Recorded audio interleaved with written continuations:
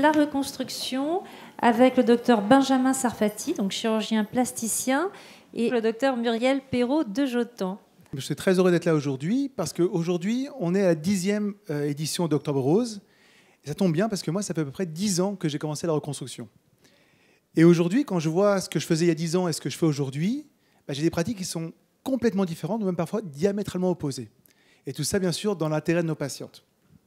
Comme vous l'a montré le docteur Seban tout à l'heure, on est passé d'une chirurgie très invasive où on retirait de façon systématique le sein à une chirurgie maintenant qui est devenue le standard quand il est possible de conservation du sein. Cette chirurgie, malgré tout, même quand elle est très bien faite, bien sûr aujourd'hui on a des techniques d'oncoplastie qui permettent de limiter au maximum les séquelles, parfois on a encore des déformations de ce sein-là. Et il y a encore quelques années, je vous dis ça il y a peut-être 5-6 ans, c'était une fatalité. Les patientes avaient un sein déformé, et on ne pouvait rien faire d'autre. On pouvait parfois leur proposer de retirer complètement le sein, mais on n'avait rien à leur proposer.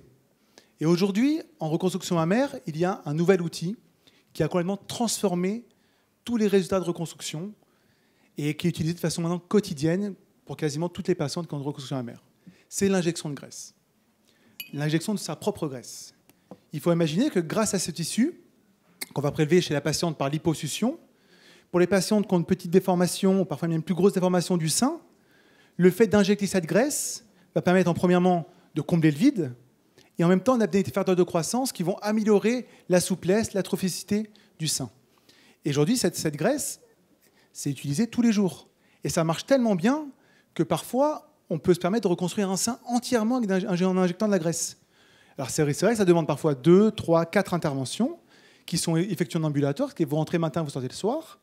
On a une liposuction et au bout de plusieurs mois, la patiente se retrouve avec un nouveau sein, très souple, sans corps étranger, uniquement avec une liposuction.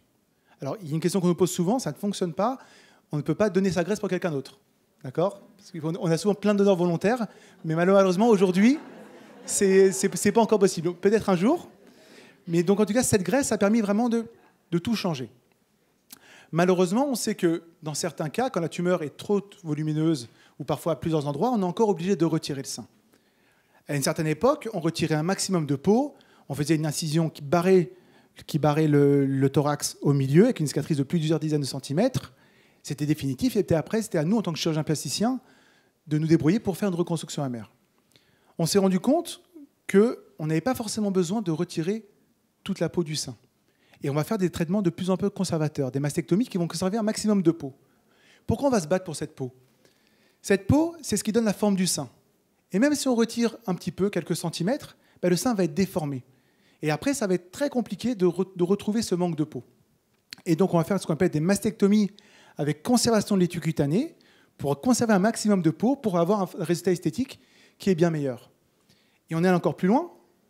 On s'est demandé pourquoi, quand il y a un cancer, on est obligé de retirer l'aréole. Alors effectivement, on sait reconstruire l'aréole, mais il faut dire la vérité, en tant que chirurgien, on n'est pas très bon là-dessus. On ne fera jamais aussi bien que l'aréole native. Et on s'est rendu compte que ça aussi, ce n'était pas forcément nécessaire. C'est bien sûr, ça dépend du type de cancer, mais dans la majorité des cas, quand le cancer n'atteint pas l'aréole et mamelon, on va pouvoir faire une mastectomie qui va premièrement garder toute la peau du sein et en même temps garder le mamelon et l'aréole. Et ça, c'est quelque chose qui a complètement transformé la chirurgie du cancer du sein parce que les séquelles sont beaucoup moins importantes. Parce qu'une fois qu'on a retiré le mamelon et l'aréole et qu'on a retiré la peau, pour retrouver la peau manquante, il va falloir parfois prendre des lambeaux au niveau du dos, prendre des lambeaux au niveau du ventre ou n'importe où, parfois même expandre la peau, donc c'est douloureux, c'est des résultats esthétiques qui ne sont pas forcément incroyables, et on ne fera jamais aussi bien que le sein natif. Cette reconstruction, elle est souvent en plusieurs étapes. Il faut savoir que malheureusement, on ne sait pas encore faire un sein symétrique en une seule fois. Donc il faut prévenir les patientes qu'on a au moins besoin, en général, entre 2 et 3 interventions. La reconstruction du sein, la symétrisation de l'autre côté, et ensuite une injection de graisse pour améliorer les résultats esthétiques. Mais ce n'est pas tout. Parce que même si on fait une reconstruction mammaire immédiate, c'est-à-dire qu'on va se dire on va conserver toute la peau du sein, et même avec ça, comme on a retiré de la glande, ce qu'on va reconstruire va être différent du sein natif et il va falloir faire plusieurs interventions pour améliorer ces résultats esthétiques. Schématiquement, il existe aujourd'hui 2 grandes familles de reconstruction. Il existe les prothèses, qui sont en silicone, qui sont des corps étrangers, qui permettent d'éviter de faire une nouvelle cicatrice sur le corps. On repasse exactement par la cicatrice de mastectomie et on va reconstruire le sein. Mais il faut quand même avoir suffisamment de peau pour reproduire le galbe du sein. Et ça reste un corps étranger qui va évoluer avec le temps, qu'il va falloir changer. Alors on dit toujours qu'il faut changer tous les 10 ans, c'est faux. On change la prothèse quand il y a un problème. Ça peut durer 10 ans, 15 ans, 20 ans. Il y a des contrôles réguliers pour vérifier la qualité de la prothèse. Et il existe l'autre famille de reconstruction qui est en train d'exploser complètement en termes d'indication de nombre de patientes. C'est la reconstruction autologue. C'est la reconstruction du sein avec les propres tissus de la patiente. Alors on a parlé tout à l'heure de l'injection de graisse seule, mais parfois on a besoin aussi d'amener de la peau. Et dans ce cas-là, on prend ce qu'on appelle des lambeaux libres. Qu'est-ce que c'est? Imaginons qu'on a un petit excès de graisse et de peau au niveau du ventre. Eh ben, on va prélever cette peau, cette peau du ventre et cette graisse sans toucher aux muscles. On va suivre les petits vaisseaux qui vascularisent cette graisse. On va les couper. Donc là, on a un tissu qui est mort. Et on va le revasculariser en le rebranchant sur le vaisseau du thorax, au microscope, l'artère et la veine pour faire revivre ces tissus. Et là, on a une reconstruction qui est très naturelle, très souple, et qui va évoluer en même temps que la patiente. C'est-à-dire que si la patiente perd du poids, ça va diminuer. Si elle augmente de poids, la reconstruction va grossir. Et c'est ce qu'on fait de mieux aujourd'hui en reconstruction. Évidemment, ce n'est pas adressé à toutes les patientes, parce que ça rajoute une cicatrice en plus sur le corps. Donc c'est vrai qu'en consultation, ce qu'on va faire, c'est qu'on va demander à la patiente de nous montrer ses réserves de graisse, où est-ce qu'on va pouvoir peut-être prendre de la peau ou de la graisse pour cette reconstruction. Donc ça, c'est ce qui se fait aujourd'hui. Quel va être le futur? Aujourd'hui, on sait que la prothèse, c'est bien. C'est ce qui se fait de mieux aujourd'hui en corps étranger, mais ce n'est pas idéal. Aujourd'hui, on a des nouvelles, ce qu'on appelle des bioprothèses. C'est encore en phase expérimentale. Il faut imaginer que donc, une patiente qui a une mastectomie, qui nécessite une nouvelle reconstruction, on va faire un scanner de son autre sein pour avoir la forme parfaite. On va faire une bioimpression en polymère du sein reconstruit, identique à l'autre côté, et on va injecter dans ce polymère de la graisse pour reconstruire un sein naturel sans corps étranger. Ça, c'est la première étape. Ce qui va être possible aussi, on est encore plus loin, mais cette histoire de polymère, c'est déjà en phase expérimentale chez la souris et chez le cochon, et on y est bientôt, ça va être la bioimpression 3D. Une imprimante 3D qui va pouvoir reconstruire un sein à l'identique par rapport au sein contralatéral. Mais finalement, nous, ce qu'on espère, alors c'est vrai que ça me fait bizarre de dire ça en tant que chirurgien, c'est qu'un jour, ne plus avoir besoin d'opérer les patientes. Et la question se pose déjà. Chez certaines patientes qui ont des tumeurs agressives, qui répondent de façon complète à la chimiothérapie, c'est-à-dire qu'à la fin des traitements, on ne retrouve pas de lésions à l'imagerie. La question se pose aujourd'hui, ce n'est pas encore tranché, est-ce qu'il y a un intérêt ou pas de réopérer ces patientes? Puisque tout a été, en tout cas, il n'y a plus de maladies visibles en imagerie. Et ça, c'est des choses qui vont être probablement de plus en plus avancées dans le futur. Quoi qu'il arrive, quelles que soient les techniques de reconstruction, l'objectif, c'est de faire un choix partagé. On n'est plus du tout du côté du médecin par analyse qui décidait pour la patiente. Aujourd'hui, c'est une constatation qu'on a ensemble, après discussion, et on trouve le meilleur traitement entre ce qu'on veut, ce qu'on peut avoir, ce que souhaite la patiente, et toujours garder dans l'objectif de préserver ou d'améliorer la qualité de vie. Merci.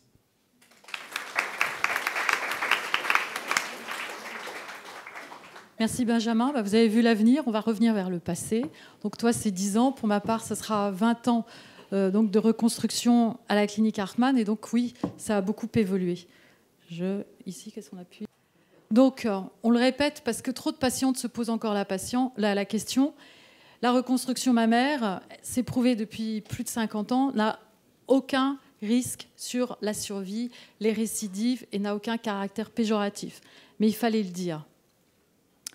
La reconstruction mammaire depuis 20 ans, qu'est-ce que c'est? C'est mon défi tous les jours avec vous pour le proposer à chacune d'entre vous, à toutes les étapes du traitement. On peut la glisser en immédiat, on peut la glisser entre la chimio et la radiothérapie, entre la radiothérapie et la suite. Donc c'est vraiment à chaque étape du traitement. On va, comme l'a dit Benjamin, la privilégier en immédiat, parce que comme il vous l'a dit, on va de plus en plus conserver d'éléments que seront la peau, voire la plaque aréolo-mamelonnaire. Et puis nous avons des techniques de plus en plus fines et légères au sens esthétique du terme, c'est-à-dire moins visible qu'une grosse prothèse mammaire sous-cutanée avec des grosses vagues. Et effectivement, nous allons essayer de minimiser au maximum l'utilisation des prothèses, puisque l'idéal, comme l'a dit Benjamin, c'est la reconstruction autologue, c'est-à-dire vos tissus. Comment on travaille? On ne travaille pas toute seule dans son petit coin et dans sa petite cuisine, parce que les premières prothèses mammaires, vous ne le savez pas, elles ont été fabriquées dans des cuisines de cuisinières. Donc là, maintenant, on travaille en équipe, tous ensemble, avec les oncologues. La RCP, c'est là où nous discutons de chacune des patientes d'entre vous, de votre dossier, pour décider de tous ces éléments. La reconstruction mammaire à l'Institut du sein a toujours fait partie du traitement complet de chacune de nos patientes. Alors, j'ai dit de 7 à 77 ans parce que c'est la chanson. Je suis au courant qu'il n'y a pas de cancer du sein à 7 ans, mais c'était pour dire qu'on peut la proposer vraiment à toutes. Et dans mon activité, la plus âgée avait 80 ans, à qui j'ai fait, il y a plus de 10 ans, un lambeau de grand dorsal. Les objectifs, il vous l'a dit, c'est reconstruire le volume, c'est pas très difficile, c'est symétriser qui devient plus difficile, et reconstruire le mamelon et l'aréole à la fin.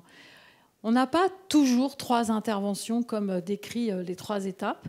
On essaie de plus en plus de mixer les interventions entre elles pour justement minimiser le nombre d'interventions.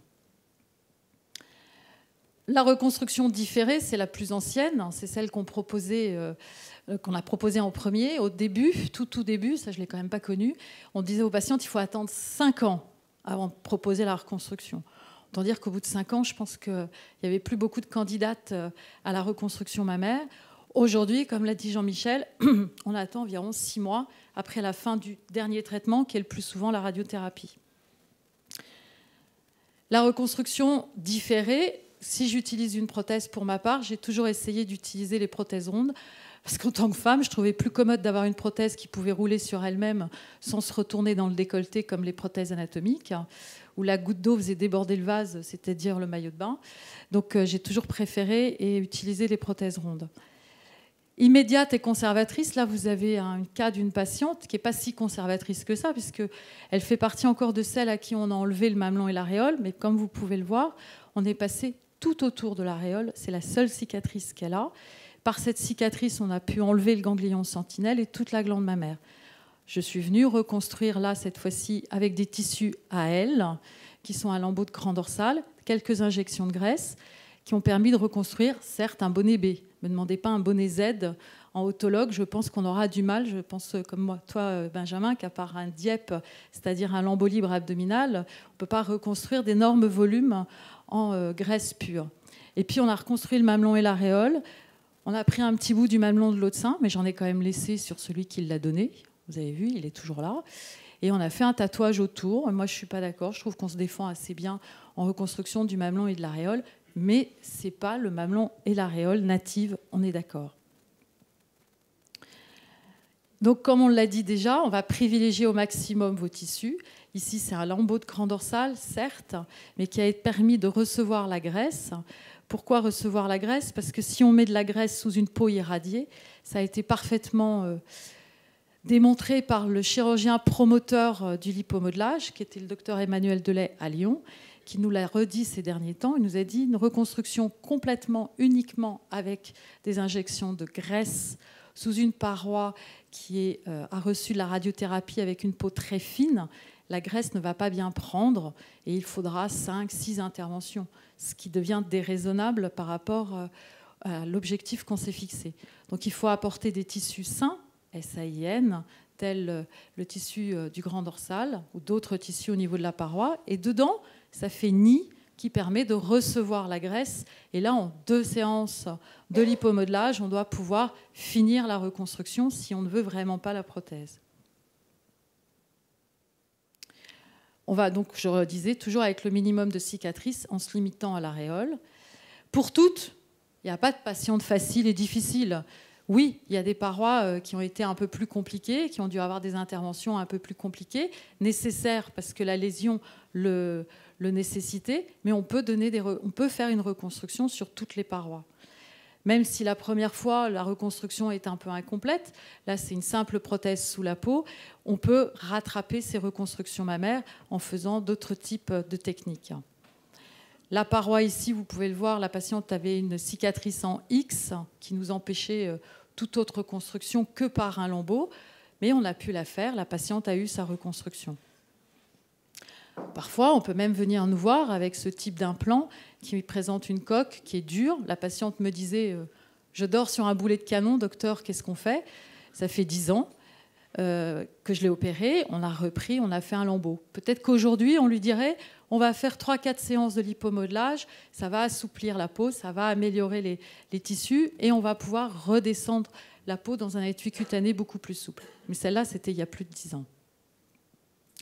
Les reconstructions évoluent, le sein vieillit. Là, vous avez une patiente, sa reconstruction avait 15 ans à peu près, c'était une simple prothèse. L'autre sein, il a gardé son volume, sa projection. La ménopause est un peu passée par là, elle a pris un petit peu de poids, donc il a fallu se réadapter. On peut se réadapter et reprendre la reconstruction. Cette dame était venue, elle avait appris qu'elle avait une mutation génétique plus un cancer du sein du côté droit. Elle m'a dit « J'ai toujours voulu avoir les petits seins de Jane Birkin ».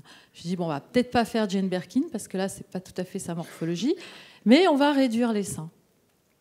Celle-ci, pareil, elle voulait qu'on lui réduise un peu ses seins. Donc, la reconstruction a permis aussi de changer, de permettre de modifier ce complexe. Ici, c'est l'inverse, parce qu'il y a toujours celles qui n'en ont pas assez et celles qui en ont trop. Ici, c'est la fameuse Caroline qui a demandé, sur un traitement conservateur de son sein droit, qui avait un peu diminué suite à la fois à la tumorectomie et à la radiothérapie, elle voulait des prothèses, on lui a pu lui mettre des prothèses. Maintenant, vous allez me dire, qui décide quoi? Voilà, c'est ce qu'a dit tout à l'heure Benjamin. On n'est plus tout seul dans notre bureau, en patriarche ou en matriarche, à vous imposer la reconstruction. C'est ensemble, en fonction du projet de chacune et des possibilités locales quand même, parce qu'il faut aussi revoir qu'est-ce qu'il est possible de faire. On va choisir la reconstruction mammaire. Le dernier mot, c'est celui-là. J'espère que j'ai tenu dans les 10 minutes. On laissera dire aux patientes, c'était il y a déjà très longtemps, une étude qui avait été faite par le professeur Rouanet sur les reconstructions mammaires, 90% de ces patientes recommanderaient à une amie de faire sa reconstruction. Je vous remercie.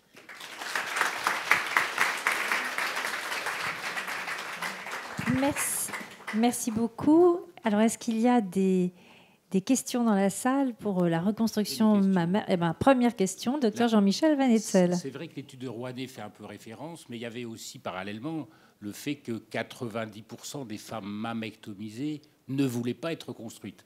Et finalement, les 90% qui étaient tentantes, c'est les 90% des 10% qui restaient. Ce qui fait globalement, et c'est un peu notre vécu, on a assez peu de femmes qui demandent la reconstruction. Alors que quand on voit les diapos, elles sont plus belles après qu'avant. Donc, Dominique, il faut y penser, il faut réfléchir. Elles sont plus symétriques, elles ont des beaux mamelons, tout baigne, avec à peine 2 interventions ou 3. Parce qu'il y avait aussi la Cyril Curie qui dit 5 interventions moyennes dans leur série de reconstruction à une époque. Pourquoi est-ce que les femmes ne veulent pas être reconstruites alors? Elles disent, j'avais marre, je ne veux pas y retourner. Oui. Hein, vous dites ça? Merci. Non, mais ce qui est sûr, c'est que cette reconstruction, elle est facultative. On n'oblige personne à le faire. Et surtout, ce qu'il faut savoir, c'est qu'il n'y a aucune urgence à la faire. Si un an, vous avez besoin d'1 an, 2 ans, 3 ans, 10 ans pour faire la reconstruction, ce n'est pas délétère. Donc il n'y a aucune urgence, il faut prendre son temps, il faut bien choisir aussi son chirurgien, son équipe, voir toutes les techniques, parce que tout le monde ne fait pas tout. Donc c'est important de prendre plusieurs avis. Et surtout, les patientes ont le temps de se faire reconstruire et cette reconstruction reste optionnelle. Je pense que les patientes qu'on voit de temps en temps sur le net ou dans des octobres roses qui sont tatouées sur leur cicatrice de mammectomie, c'est leur reconstruction, donc elles sont reconstruites. Elles se sont faites une branche de rose sur la cicatrice de mammectomie, c'est leur reconstruction. Et je pense que finalement, chacune a un mode de reconstruction. Ça peut être avec une mammectomie et de s'être reconstruite dans la tête autrement. Il n'y a pas de... Je pense que c'est un peu le succès qui va entraîner le succès aussi. C'est-à-dire que probablement vos résultats sont, moi je trouve, beaucoup améliorés. Merci. Non, si c'est vrai, vous faites des trucs magiques. Mais plus ce sera comme ça, plus peut-être il y en aura qui, justement, en termes de communication, diront je vais y aller. Effectivement, la reconstruction aujourd'hui a beaucoup moins de séquelles qu'il y a 15 ans. On prend beaucoup plus d'attention, par exemple, quand on prélève un grand dorsal, on va faire un grand dorsal qui est partiel, on ne va pas prendre tout le muscle, on ne va pas faire de grands décollements. Ça fait mal. Ça fait mal, et c'est pour ça qu'il y a différentes techniques de le prélever, et surtout, il y a d'autres possibilités. L'injection de graisse, des lambeaux, et ça, donc voilà. Donc c'est aussi du fait de la réputation des anciennes reconstructions qui fait qu'aujourd'hui, parfois, certaines femmes ont du mal ou ne demandent pas à passer le cap. Est-ce qu'il y a des questions? Oui, allez-y. Alors, juste une petite question à tiroir. Ah, pardon, il y avait une dame avant. Non, allez-y, puis on prendra la question première, après. est-ce que enfin, j'ai un peu une partie des réponses, mais c'est pour tout le monde. Est-ce que la reconstruction est prise en charge par la sécurité sociale? Et si oui, est-ce qu'à 10 ans, elle l'est toujours? Depuis 20 ans, elle l'est toujours. Mais par contre, depuis 20 ans, il faut toujours demander... Si on a attendu 10 ans. Ah oui. L'ALD se réouvre spontanément. Moi, j'ai une patiente, ça fait 8 ans qu'elle a été opérée. Elle vient maintenant pour sa reconstruction. On réouvre l'ALD. Et de toute manière, il faut faire une demande d'entente préalable. Donc, ça se met dans le circuit. Le problème des séries, c'est qu'il y a des injustices géographiques. On n'en parle pas. La situation parisienne ou des grandes villes n'est pas la même que la situation française. C'est vrai qu'un chirurgien qui travaille dans un endroit où il n'y a pas de reconstructeur, il va difficilement proposer la reconstruction mammaire, alors qu'à Paris, par exemple, on a un choix important de reconstructeurs. Et c'est vrai que moi, en tant que chirurgien cancérologue, on propose systématiquement la reconstruction, ce qui ne se fait pas forcément ailleurs. Donc effectivement, les femmes sont, et ça a été démontré, beaucoup moins reconstruites, beaucoup plus reconstruites dans les grandes villes qu'ailleurs. Donc les chiffres des séries sont un petit peu biaisés. Non, en plus, c'est pas forcément un problème de grande ville. Si. Il y a des grands CHU parisiens, puisque moi j'ai des statistiques en tête et je ne vous les donnerai pas, parce que je ne peux pas vous les donner comme ça. C'est vrai qu'il y a des grands hôpitaux parisiens qui ne proposent pas la reconstruction parce qu'ils n'ont pas le temps, parce que ça ne les intéresse pas. Et donc, il y a des grands échecs sur Paris tout autant qu'en province. Par contre, c'est vrai que maintenant, dans les futures autorisations, la reconstruction fera partie de l'autorisation de cancer du sein. Et de savoir à quelle date vous pourrez la proposer, si c'est à 3 mois, à 6 mois, ou s'il faut attendre 2 ans ou 18 mois pour pouvoir avoir bénéficié une reconstruction. Donc ça va faire partie des autorisations futures. Mais même encore plus, c'est-à-dire qu'effectivement, il faut proposer la reconstruction secondaire, à distance de la mastectomie, mais il faut pouvoir aussi proposer la reconstruction mammaire immédiate, dans le même temps que la mastectomie. Et ça, il faut une équipe où il y a des chirurgiens scénologues, des chirurgiens plasticiens qui travaillent ensemble. Nous, on a la chance à Hartmann de travailler justement comme ça. Quand vous faites opérer pour une mastectomie et une reconstruction, c'est une intervention en 4 mains. Vous avez 2 chirurgiens qui sont là pour vous, pour faire la mastectomie et la reconstruction. Parce qu'il faut savoir que si vous passez cette étape et que vous faites une reconstruction secondaire, finalement, il y a une petite perte de chance par rapport aux résultats esthétiques qu'on pourrait obtenir en immédiat. Donc il faut savoir où s'adresser pour pouvoir proposer aussi la reconstruction immédiate, quels que soient les traitements prévu après. Il y a des centres où on vous dit que s'il y a de la radiothérapie après, il n'y a pas de reconstruction immédiate. Aujourd'hui, on a tous les outils pour le proposer. Il faut expliquer que mammectomie et reconstruction immédiate, c'est 2 chirurgiens différents. C'est ce que je dis. C'est ce que je dis. Donc quand je dis une chirurgie à 4 mains, c'est qu'on est 2 chirurgiens en même temps le jour d'intervention et on travaille ensemble, on fait ensemble la mastectomie, on fait ensemble la reconstruction, ce qui permet d'avoir un œil oncologique et un œil esthétique pour choisir ensemble l'incision, choisir ensemble la reconstruction et donc améliorer la prise en charge de nos patientes. Alors, oui, madame. Oui, voilà, je ne voulais pas poser une question, mais faire une petite observation sur le fait que certaines femmes peut-être hésitent à se faire reconstruire quand il s'agit de porter une prothèse. C'est qu'il y a eu quelques scandales autour de justement des prothèses qui ne sont pas faits pour rassurer. Donc, je vois que maintenant, ça évolue et qu'on peut être reconstruit avec ses propres tissus, ce qui est bien, et ce qui peut-être va inciter plus les femmes à choisir la reconstruction. Voilà, c'était juste une observation. Est-ce que les prothèses sont plus sûres aujourd'hui ? Les prothèses, aujourd'hui, ont des critères de vérification qui ont des niveaux inégalables par rapport à il y a quelques années. Il y a eu des affaires PIP, il y a eu récemment l'affaire des prothèses texturées. Aujourd'hui, on est sur un niveau de connaissance suffisant et surtout une restriction suffisante. C'est-à-dire que les prothèses qu'on dit macro-texturées et qu'une texture très agressive ont été interdites en France. Et donc aujourd'hui, on a suffisamment d'éléments pour savoir que si on propose une reconstruction mammaire par prothèse à une patiente, on est dans les meilleures conditions de sécurité possibles. Oui.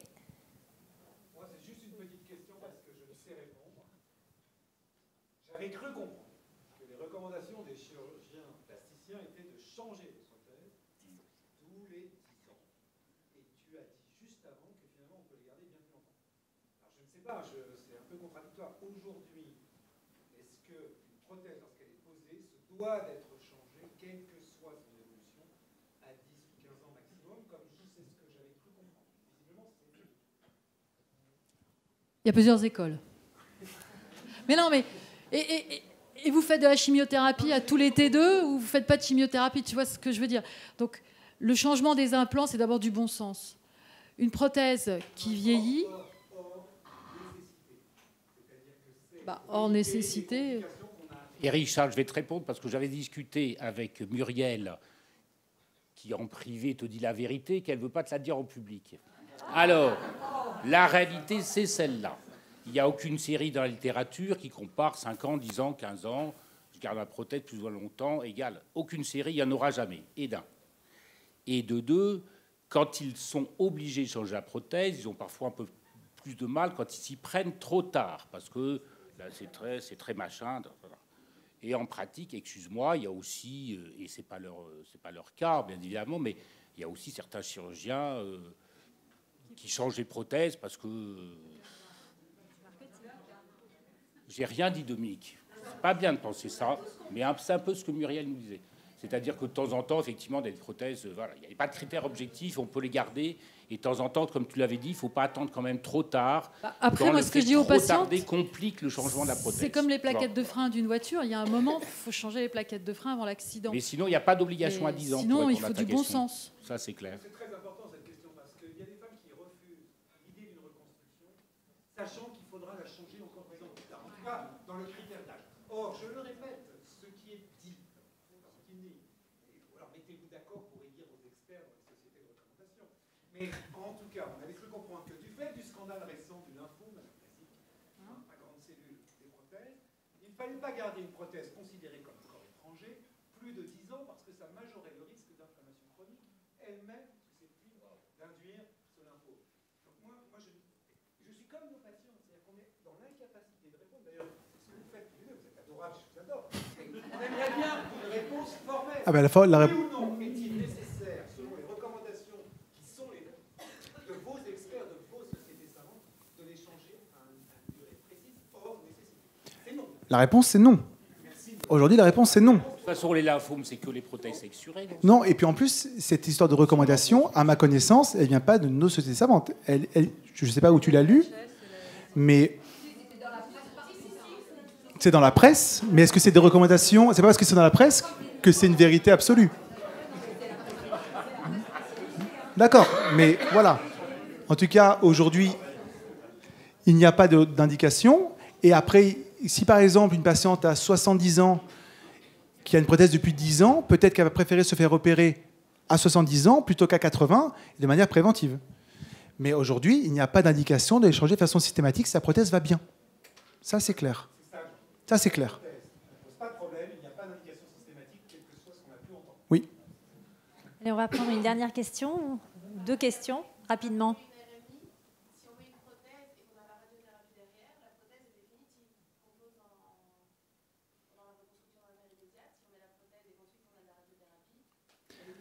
Alors, elle n'est pas définitive, parce que peut-être qu'avec le temps, il faudra la changer.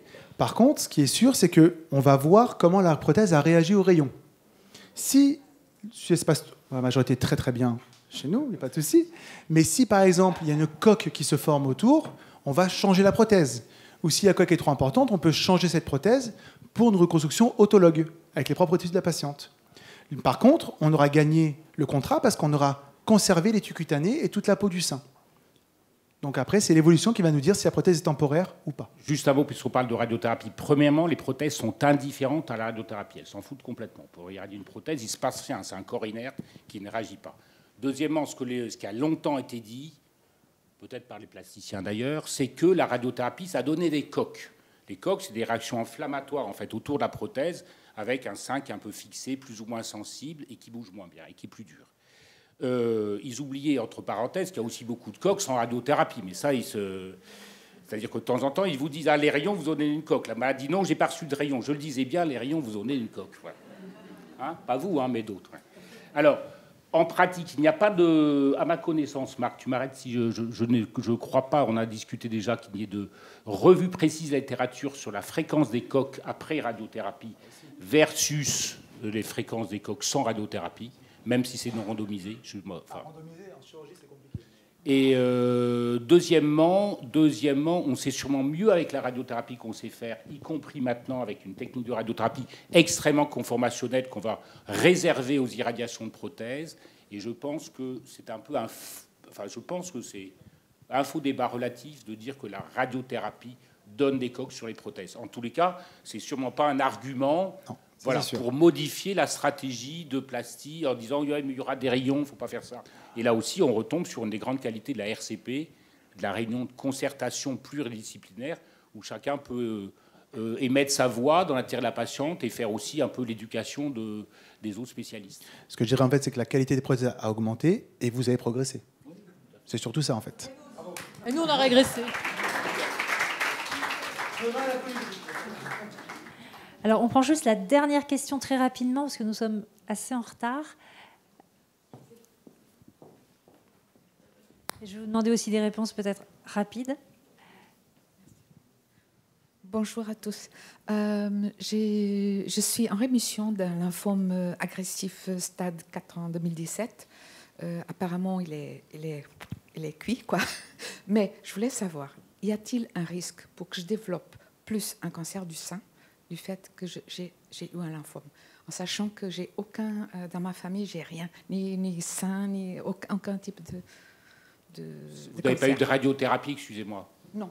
Que des traitements médicaux. Voilà, que Votre risque de cancer du sein est tout à fait le même que celui de n'importe quelle femme. Vous n'avez aucun risque supplémentaire induit par le traitement. Aucun. Merci. Merci. On va finir sur cette bonne nouvelle. Je voudrais remercier non seulement nos chirurgiens reconstructeurs, mais aussi l'ensemble des médecins qui ont participé à ce colloque.